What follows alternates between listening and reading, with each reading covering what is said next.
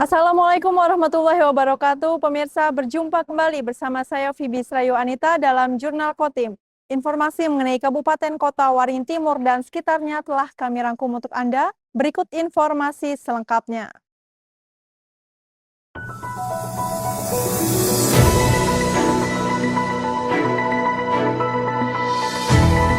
Sejak resmi dibuka pada 5 Juli, Sampit Trade Festival 2025 langsung diserbu warga Kabupaten Kota Waringin Timur. Tingginya antusias warga membuat suasana kawasan Stadion 29 November Sampit tampak ramai.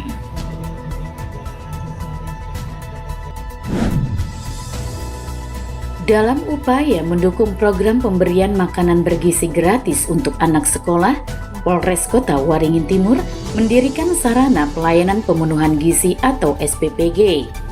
SPPG difungsikan sebagai dapur umum yang akan melayani hampir 3.000 siswa.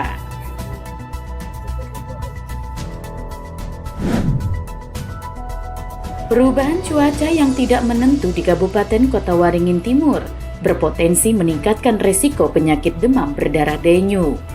Wakil Bupati Irawati mengimbau warga agar menjaga kebersihan lingkungan guna mencegah perkembangan nyamuk Aedes aegypti.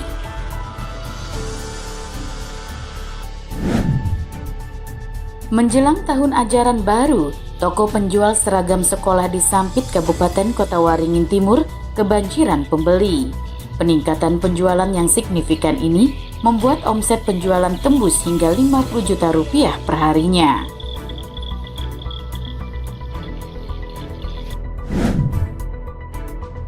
Aksi pencurian buah kelapa sawit masih marak terjadi di Kabupaten Kota Waringin Timur. Hingga pertengahan tahun 2025 ini, terdapat 50 kasus diungkap Polres setempat.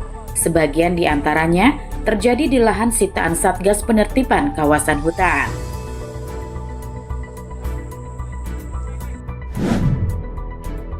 Dalam waktu 1 hari, 2 peristiwa kebakaran bangunan rumah terjadi di Kabupaten Kota Waringin Timur.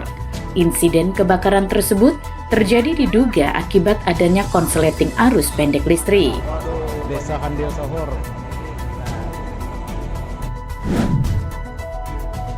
Pembebasan tunggakan pajak kendaraan bermotor disambut antusias oleh warga di Kabupaten Kota Waringin Timur. Warga ramai-ramai mendatangi kantor sistem administrasi Manunggal Satu Atap setempat untuk mengikuti program tersebut.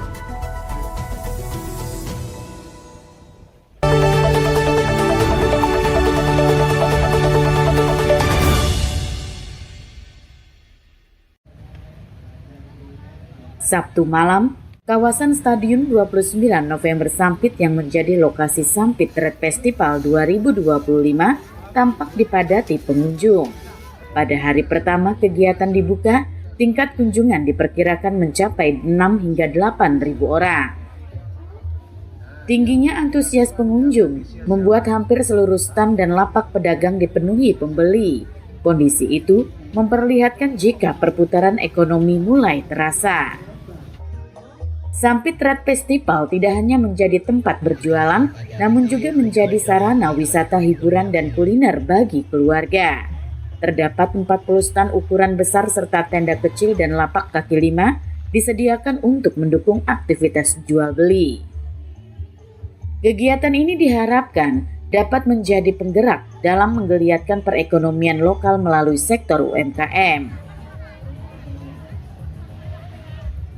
Untuk pembukaan ini ya, dengan melihat antusias masyarakat ya yang datang ke Sampit Trade Festival di tahun 2005, pada hari ini perkiraan ya 6 sampai 8.000 lah yang datang di kegiatan ini, seperti itu. Tujuan utama dari kegiatan ini yang mana kami bagaimana bisa bersama pemerintah daerah untuk menggalakkan kembali perekonomian yang ada di Kabupaten Kota Timur, apalagi di tengah efisiensi anggaran. Ternyata ini antusias masyarakat Kotim ya, luar biasa dukungannya. Harapannya dengan kegiatan seperti ini untuk berkaitan dengan di tengahnya ekonomi melemah pada saat ini, ya mudah-mudahan ini dalam bentuk awal ya ekonomi di Kotim lebih bangkit kembali seperti itu. Para pedagang menyambut baik digelarnya Sampit Trade Festival. Selain mampu menaikkan omset penjualan, kegiatan ini juga menjadi ajang promosi berbagai produk, terutama produk lokal. Tanggapannya sangat menyambut baik dengan adanya kegiatan event ini, karena secara tidak langsung ini membantu UMKM lokal ya, untuk memperkenalkan produk kami, khususnya UMKM produk kami. Intinya kami sangat menyambut baik ya dengan adanya kegiatan semacam ini, karena bisa memperkenalkan produk UMKM lokal ya, yang mungkin sebagian masih ada yang belum dikenal. Nah, dengan adanya ini bisa dikenal lebih baik dan lebih banyak kepada masyarakat. Selain diikuti pelaku UMKM lokal Kota Waringin Timur, juga banyak pelaku UMKM luar daerah yang ikut meramaikan kegiatan ini. Bahkan ada yang berasal dari luar Provinsi Kalimantan Tengah. Kegiatan yang berlangsung hingga 12 Juli ini ditargetkan mengalami perputaran uang hingga 5 miliar rupiah. Mashud Badarudin, Hayat TV.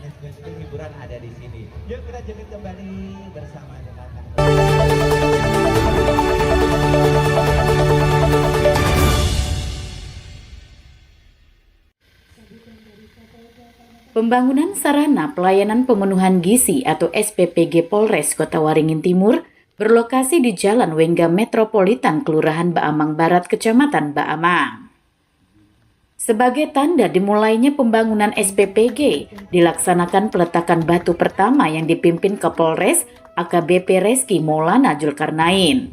Turut hadir perwakilan pemerintah daerah, Kejaksaan Negeri, serta DPRD Kota Waringin Timur. SPPG dibangun di atas lahan seluas 1.600 meter persegi dengan luas bangunan 400 meter persegi. SPPG akan difungsikan sebagai dapur umum dalam menyediakan makanan bergizi gratis yang nantinya dikelola oleh Yayasan Kemala Bayangkari. SPPG ini akan menyasar 22 sekolah di Kelurahan Baamang Barat dengan total penerima manfaat lebih dari 2.700 siswa. Melalui dapur umum SPPG tersebut, makanan akan diolah dan didistribusikan sesuai standar gizi yang telah ditetapkan. Kita akan laksanakan secara berkesinambungan nanti di tanggal target kita di 3 bulan ke depan, insya Allah bisa langsung melaksanakan kegiatan sesuai dengan persyaratan-persyaratan yang telah disampaikan. Ini akan mensupport di daerah Kelurahan Baamang Barat. Kemudian ini insya Allah akan mencakup 22 sekolah dengan jumlah siswa sekitar kurang lebih 2.700 siswa yang tercover dengan jarak tidak lebih dari 30 menit dari lokasi SPPG. Tentunya ini lokasi untuk melakukan kegiatan persiapan bahan makanan, ya, berikut masak, kemudian pendistribusian. Pembangunan dapur umum SPPG Polres Kota Waringin Timur ditargetkan selesai dan diresmikan pada 22 September mendatang. 2 hari setelahnya, SPPG akan langsung mulai dioperasikan. Mashud Badarudin, Hayat TV.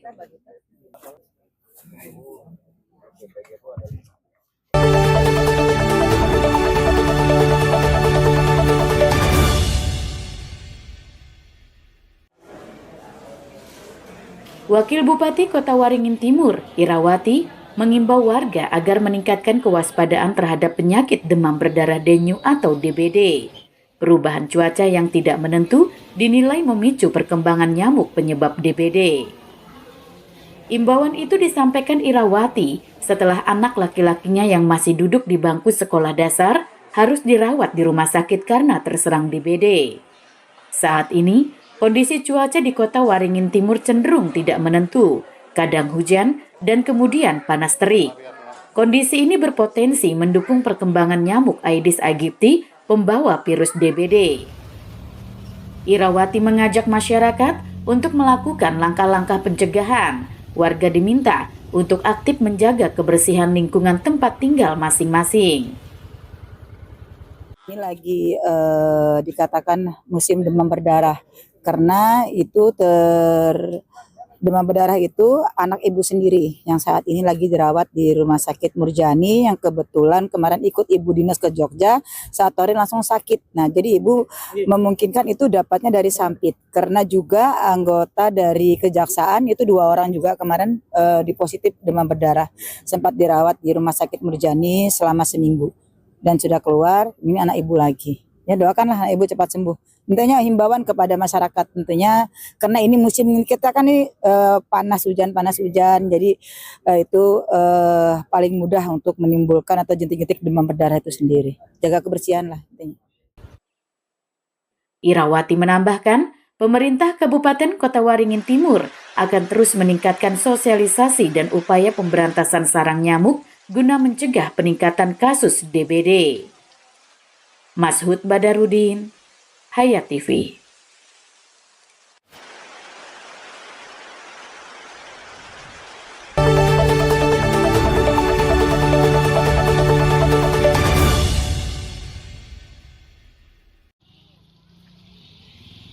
Awal tahun ajaran menjadi musim panen bagi pedagang seragam sekolah, seperti yang terjadi di kawasan Pasar Berdikari Sampit, Kabupaten Kota Waringin Timur. Sejak pagi, warga memadati toko yang menyediakan keperluan sekolah. Kondisi ini sudah terjadi sejak kurang lebih sepekan terakhir. Seragam sekolah menjadi perlengkapan yang paling banyak dicari, baik seragam sekolah dasar, menengah pertama, hingga menengah atas, termasuk seragam pramuka. Dalam sehari, pedagang mampu menjual hingga lebih dari 200 lembar seragam, jauh meningkat dari hari biasanya yang hanya menjual sekitar 50 lembar per hari. Harga seragam sekolah mengalami kenaikan Rp3.000 per lembar. Untuk seragam putri dijual mulai harga Rp163 hingga Rp185.000. Sedangkan seragam putra di kisaran Rp175 hingga Rp195.000 per set. Kenaikan penjualan membuat omset pedagang ikut melesat drastis. Dari yang sebelumnya hanya sekitar 7 juta per hari, kini bisa tembus mencapai 50 juta rupiah per hari.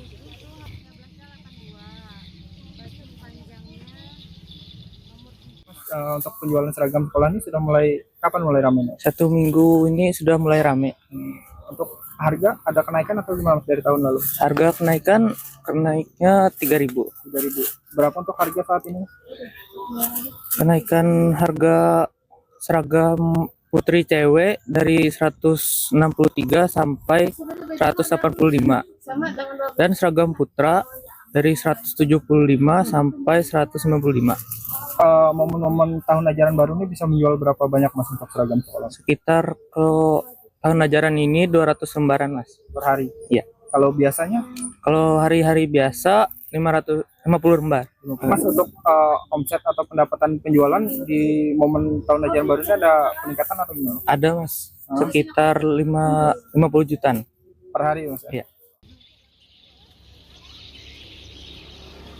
Tak hanya seragam utama, perlengkapan lain seperti dasi, topi juga ikut diburu pembeli. Pembeli tak hanya berasal dari kota Sampit, namun ada juga yang datang dari luar daerah seperti Pangkalan Bun, Seruyan, Lamandau, hingga Palangkaraya. Mashud Badarudin, Hayat TV.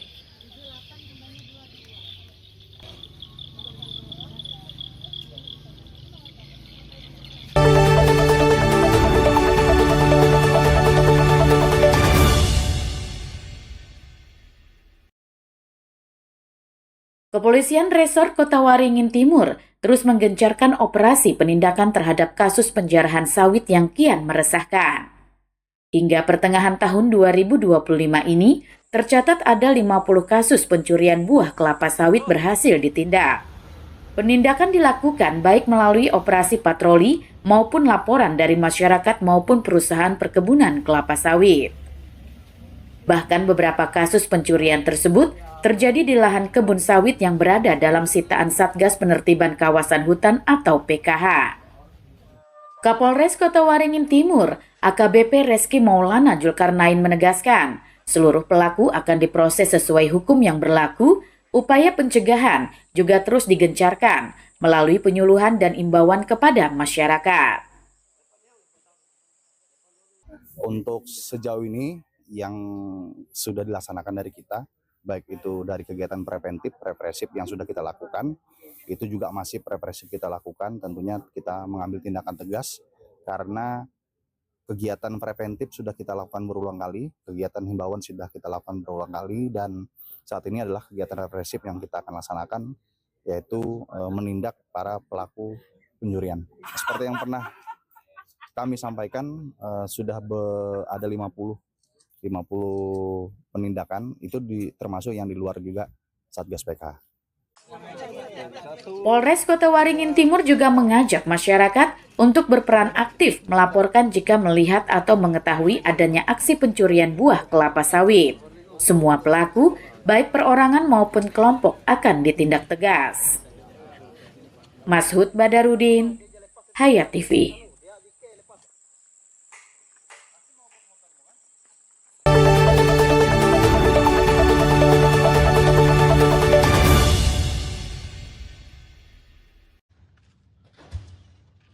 Pada Selasa kemarin, warga Kabupaten Kota Waringin Timur dihebohkan dengan terjadinya 2 peristiwa kebakaran bangunan rumah. Peristiwa pertama terjadi sekitar pukul 2 siang di Desa Bapanggang Raya, Kecamatan Mentawa, Baru Ketapang. Bangunan tua berkonstruksi kayu yang dihuni oleh wanita lanjut usia tersebut ludes dilalap api.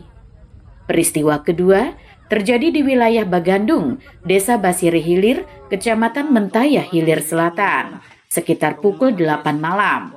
Dengan cepat api menghanguskan bangunan kayu yang juga berusia tua. Selain bangunan rumah, terdapat 1 unit mobil dan 1 sepeda motor ikut terbakar. Peristiwa kebakaran baru disadari warga sekitar ketika kobaran api sudah membesar. 2 insiden kebakaran yang berselang sekitar 6 jam tersebut diduga terjadi akibat konsleting arus pendek listrik. Kita ada terjadi 2 kebakaran, yaitu yang pertama di Desa Bapanggang Raya, masuk Kecamatan Ketapang, itu terjadi karena konsleting listrik. Jadi menepatinya itu adalah seorang yang lanjut usia, umur 74 tahun, atas nama Ibu Salbiah, dan memang dia tinggal sendiri, dan memang bangunannya sudah bangunan kayu dan sudah tua, sehingga mungkin listrik yang terjadi juga di dalamnya. Nah, jadi untuk peristiwa yang kedua terjadi pada malam hari, itu terjadi di Desa Bagandung, wilayah Bagandung, di Mentaya Hilir Selatan, Samuda, dan itu terjadi di pinggir sungai. Dan itu memang informasinya mendadak dan orang baru lihat sudah apinya besar. Itu termasuk bangunan yang tua juga. Jadi yang kena terimbas itu ada motor 1, kemudian mobil. Mobil itu dalam keadaan rusak gitu. Tidak ada korban jiwa dalam peristiwa tersebut. Seluruh penghuni rumah berhasil selamat. Namun kerugian yang ditimbulkan atas 2 kejadian itu ditaksir mencapai ratusan juta rupiah. Mashud Badarudin, Hayat TV. Desa Handil Sohor.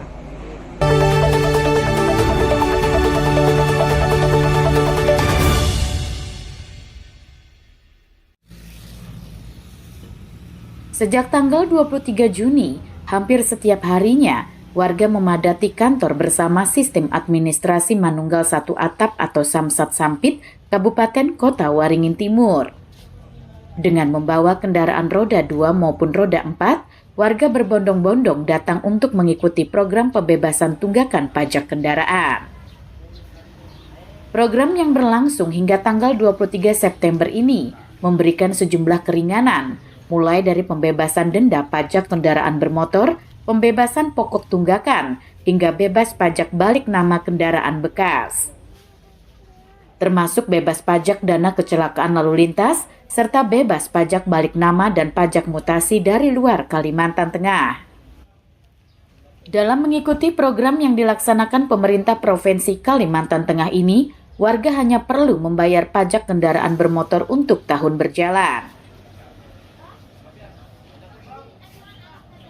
Bapak Gubernur dalam hal ini sudah memberikan keringanan terkait dengan pembayaran pajak yang pajaknya mati 5 tahun atau berapa tahun itu hanya dibayar 1 tahun. Yang mau mutasi masuk itu tidak ada biaya balik namanya, tidak ada. Nah, itu pajaknya juga tidak ada. Nah, itu sangat luar biasa, dan alhamdulillah kalau untuk wilayah Kabupaten Kotim khususnya itu antusiasnya sangat luar biasa, dan kami dari Satuan Lalu Lintas juga jemput bola bersama dengan Samsat. Kami ada kemarin tempo hari ke Kecamatan Cembaga, ke Kecamatan Paringgian. Jadi ke kecamatan-kecamatan kita jadwalkan untuk jemput bola itu. Dan itu berakhir tanggal 23 September tahun 2025. Warga mengaku terbantu dengan adanya kebijakan tersebut. Selain meringankan beban ekonomi warga, program ini diharap mampu meningkatkan kepatuhan para wajib pajak. Alhamdulillah sih ini mempermudah masyarakat ya sebenarnya, apalagi untuk biaya balik nama pun sekarang untuk periode ini ya maksudnya gratis nih kan. Jadi kita kan kadang kalau beli second itu susah ya, mau bayar pajak itu harus ada KTP pertama kan. Sekarang pun dipermudah, untuk balik nama itu nggak perlu KTP pertama ternyata. KTP pertama itu nggak diperlukan, cuman perlu kwitansi dengan materai. Itu harus ada transaksi jual belinya, harus jelas kayak gitu aja sih. Mempermudah banget sih, kayak saya ini cuman bayar tunggakannya di SWDK LLJ-nya aja yang tertunggak tahun lalu kan, sama yang bayar tahun ini tadi yang tertunggak. Harusnya kan ini di 2024 tadi ya, saya cuman karena lupa dan sebagainya. Tapi ini lumayan worth it sih buat sekarang. Buat terima kasih juga buat pemerintah kabupaten provinsi ya, dari provinsi ini. Terima kasih banget nih buat programnya Bapak, semoga sehat selalu dan lancar berjaya. Untuk mensukseskan program ini, Satlantas Polres Kota Waringin Timur bersama Samsat juga melakukan jemput bola, yaitu dengan membuka layanan di kecamatan-kecamatan yang lokasinya jauh dari kota Sampit. Mashud Badarudin, Hayat TV. Demikian pemirsa informasi tadi sekaligus menutup jumpa kita pada kali ini. Saya Fibis Rayu Anita mewakili jajaran yang bertugas, mohon undur diri dari hadapan Anda. Terima kasih dan sampai jumpa. Wassalamualaikum warahmatullahi wabarakatuh.